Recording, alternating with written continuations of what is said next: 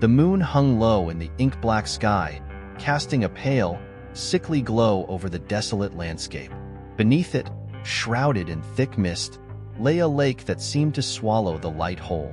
It was a place forgotten by time, hidden deep within an ancient forest where the trees stood like sentinels, their twisted branches forming a canopy that blocked out the stars. Locals called it the Lake of the Dead, and for good reason. The air around the lake was thick with the stench of decay, a miasma that clung to the skin like cold, wet fingers.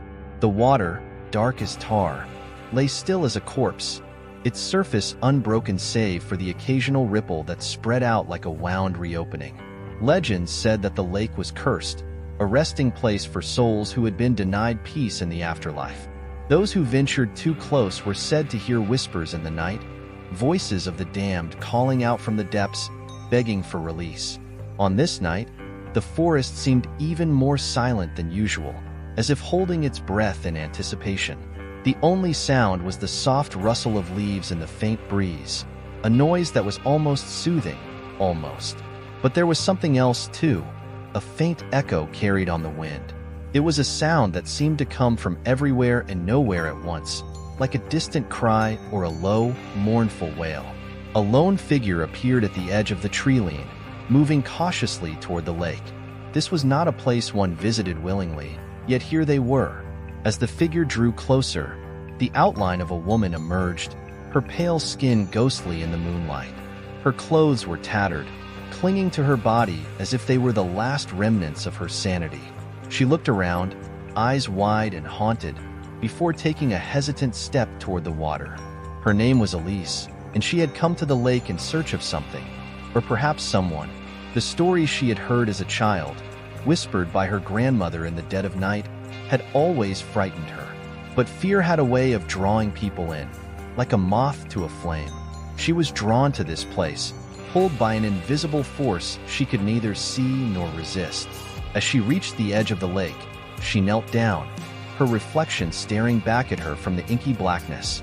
Her heart pounded in her chest, each beat echoing in her ears like the tolling of a distant bell. She leaned closer, peering into the depths, searching for something that she couldn't quite name. The water was unnaturally cold, and as her fingers brushed the surface, a shiver ran through her body. She pulled back, but it was too late. The whispers began, soft at first, like the rustle of leaves in the wind. But they grew louder, more insistent, filling her mind with a cacophony of voices. They spoke of betrayal, of anger, of a thirst for revenge that could never be quenched. Elise's breath quickened, her eyes darting around the lake as if searching for the source of the voices. She wanted to run, to escape the oppressive presence that seemed to press down on her from all sides. But her legs refused to move, rooted to the spot as if the earth itself had claimed her. The water began to churn, the still surface broken by something rising from the depths. A hand, skeletal and rotting, reached out of the darkness, followed by another. They clawed at the air, as if grasping for something just out of reach. Elise watched in horror as more hands emerged, the water now frothing and bubbling as the dead sought to free themselves from their watery grave. And then she saw them, the faces, twisted, contorted in eternal agony. They stared at her with hollow eyes, their mouths open in silent screams. The dead had risen, and they were coming for her. Elise tried to scream, but the sound caught in her throat. She stumbled back, her heart pounding like a drum in her chest. But the hands kept coming, grasping at her clothes, her skin, pulling her toward the lake. The whispers grew louder, a cacophony of voices that drowned out all thought. The last thing Elise saw before the darkness claimed her was the face of a child, its eyes wide and empty, staring at her with a hunger that could never be satisfied. The water closed over her head, and the lake swallowed her whole, leaving nothing but ripples to mark her passing. The forest was silent once more, the moon casting its cold light over the now still water. The lake of the dead had claimed another soul, and the whispers faded into the night, waiting for the next unfortunate victim to wander too close. The lake's surface stilled, settling back into its eerie calm as if nothing had happened. The forest, once alive with the cacophony of the damned, returned to its oppressive silence. But beneath the water, the turmoil raged on. Elise's body was pulled deeper into the inky blackness, the hands of the dead wrapping around her limbs, dragging her further into the abyss. Elise's mind was a whirl of terror and confusion.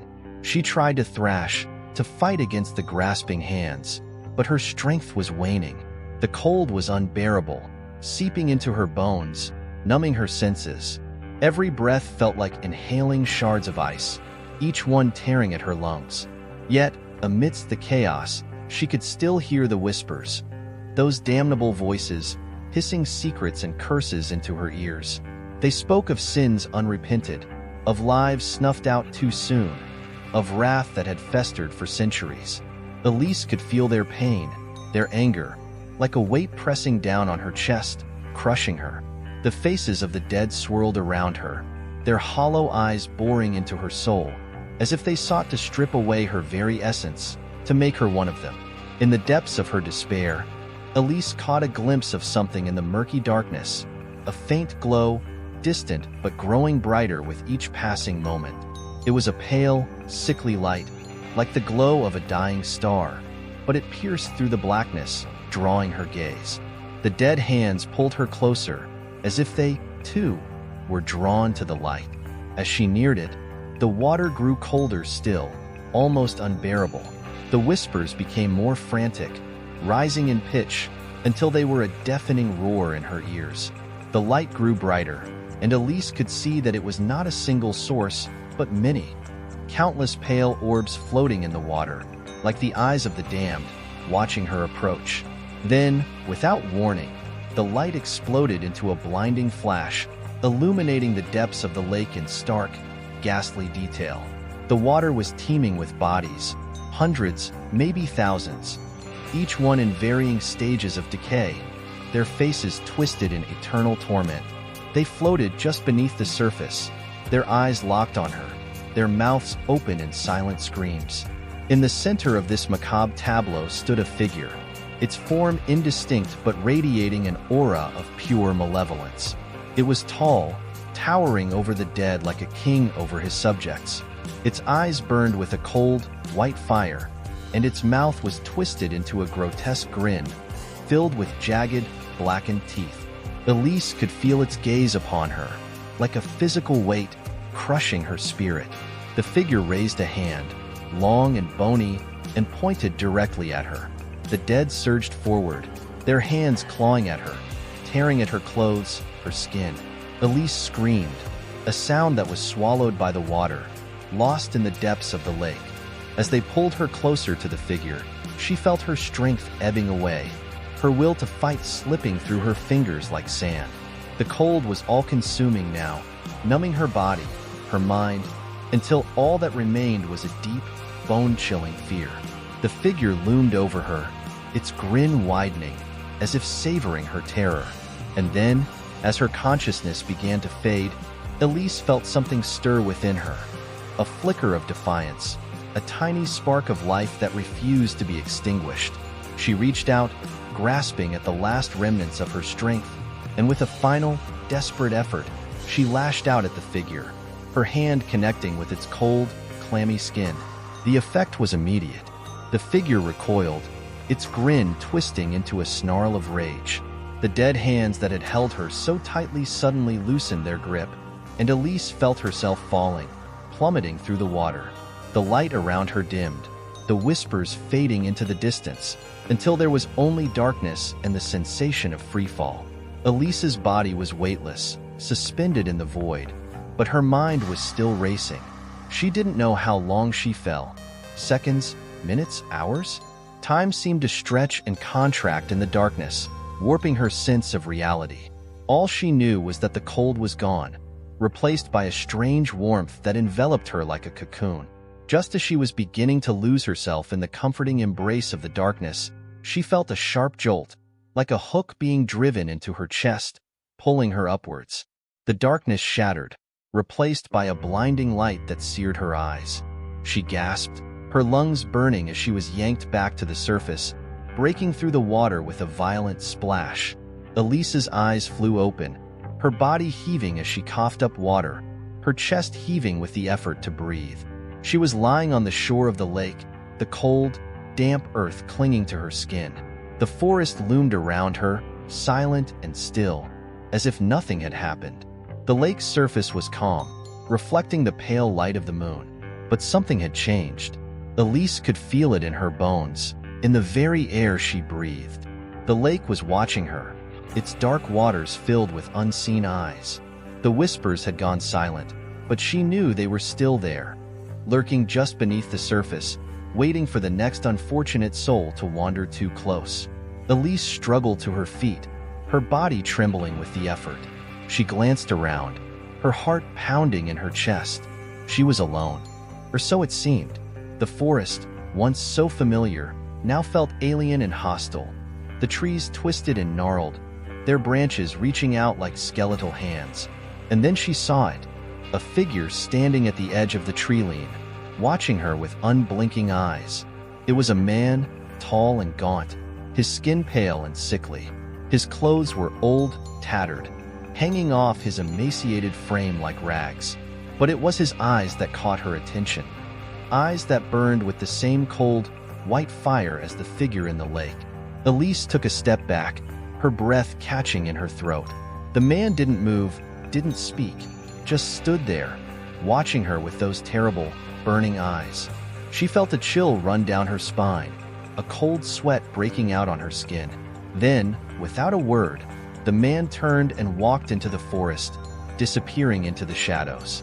Elise was left standing alone on the shore, her mind racing with questions and fears. The lake of the dead had claimed her, marked her as its own, and she knew that she could never escape its grasp. The whispers would return, the dead would rise again, and the figure with the burning eyes would come for her. It was only a matter of time.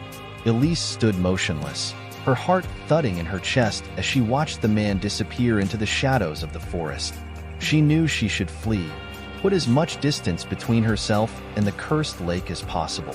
But something held her back, a nagging sense that running would be futile. She had been marked, and no matter how far she ran, the lake of the dead would always find her. The whispers began to creep back into her mind, faint at first, like the rustling of leaves in the wind. But they grew louder, more insistent, filling her head with a chorus of voices that spoke of death, despair, and the inevitability of her fate. She clapped her hands over her ears, trying to block out the sound, but it was no use. The voices were inside her now, burrowing deep into her thoughts, twisting her perception of reality. Panic surged through her, and she stumbled away from the lake, her steps unsteady on the uneven ground. The trees seemed to close in around her, their gnarled branches reaching out like grasping hands. The moonlight, once a comforting presence, now cast twisted shadows that danced around her, flickering like the flames of a dying fire. As she moved deeper into the forest, the whispers grew louder, the voices blending together into a single, maddening cacophony. Elise's vision blurred, her mind reeling from the onslaught. She tripped over a root, falling to her knees, her hands sinking into the cold, damp earth. The ground beneath her seemed to pulse with a life of its own, as if the very soil was alive with the souls of the damned. She forced herself to stand, every muscle in her body screaming in protest. She couldn't stay here. She had to keep moving, had to find a way out. But the forest was a labyrinth, its twisted paths leading her in circles, disorienting her, driving her deeper into the heart of the darkness. Time lost all meaning as Elise wandered through the endless tangle of trees. The whispers continued to claw at her mind, tearing away at her sanity with every passing moment. Her thoughts became fragmented, disjointed, as if her mind was unraveling, one thread at a time. And then, as she stumbled into a small clearing, she saw it. A house, old and decrepit, standing in the center of the clearing like a monument to forgotten horrors. The windows were dark, the wooden walls weathered and rotting, but the door was slightly ajar, as if inviting her in. Elise hesitated, her heart pounding in her chest. Every instinct screamed at her to turn back, to flee into the night. But the whispers in her head urged her forward, drawing her toward the house like a moth to a flame. She took a step toward it, then another, until she was standing before the open door. The interior was shrouded in darkness, the air thick with the scent of mold and decay. She hesitated for only a moment before stepping inside, the floorboards creaking under her weight. The door closed behind her with a soft click, sealing her inside. The house was silent, the oppressive weight of the darkness pressing down on her from all sides. She took a step forward, her hands outstretched, feeling her way through the gloom. Her fingers brushed against something cold and metallic, a lantern, dusty but intact. With trembling hands, she struck a match and lit the wick, the small flame flickering to life and casting long shadows on the walls. The flickering light revealed a narrow hallway, lined with doors that led to rooms hidden in the darkness. The whispers in her head grew louder, directing her toward one of the doors at the end of the hall. She moved slowly, the lantern casting eerie shadows that seemed to dance and twist in the corners of her vision. As she reached the door, she hesitated again, her hand hovering over the doorknob. The whispers urged her on, their voices rising to a fever pitch, promising answers, relief, an end to the madness. She turned the knob and pushed the door open, revealing a room shrouded in darkness. The lantern's light barely penetrated the gloom, but as she stepped inside, she saw it a mirror, standing in the center of the room, its surface tarnished and cracked. The frame was ornate, carved with twisted, grotesque faces that seemed to writhe and shift in the flickering light. Elise moved closer, drawn to the mirror as if by an invisible force. As she stood before it, her reflection stared back at her, pale and ghostly in the dim light. But something was wrong. Her reflection's eyes were different, burning with the same cold, white fire as the figure in the lake. The whispers in her head reached a crescendo, a cacophony of voices that threatened to shatter her mind. She tried to look away, to tear her gaze from the mirror, but she couldn't. Her reflection began to change, the skin peeling away to reveal the rotting flesh beneath, the eyes hollowing out into dark, empty sockets. Elise's breath caught in her throat, her heart hammering in her chest. She could feel the presence of something else in the room, a cold, malevolent force that pressed in on her from all sides. The reflection in the mirror grinned, its mouth twisting into a grotesque parody of a smile. And then, without warning, the mirror shattered, the shards of glass exploding outward in a spray of glimmering fragments. Elise screamed, throwing her arms up to shield herself, but the glass passed through her like smoke, dissipating into the air. When she lowered her arms, she found herself standing not in the darkened room, but at the edge of the lake once more. The forest was silent, the air thick with the stench of decay. The water was calm, its surface reflecting the pale light of the moon. But something had changed. The whispers had stopped, the voices silenced, leaving only a deep, oppressive stillness. Elise felt a cold dread settle in the pit of her stomach, a sense of finality that she couldn't shake. She looked down at her hands and saw that they were stained with blood. Her blood. The wounds from the mirror's shards were real, the pain now a dull, throbbing ache that pulsed in time with her heartbeat. She was dying, she realized, the life slowly draining from her body, leaving her cold and numb. As the darkness began to close in around her, Elise heard a voice different from the others, calm and clear. It was the voice of the man with the burning eyes, speaking directly into her mind. Asterisk, you belong to the lake now. Asterisk. The last thing Elise saw before the darkness claimed her was the reflection of the moon in the still waters of the lake.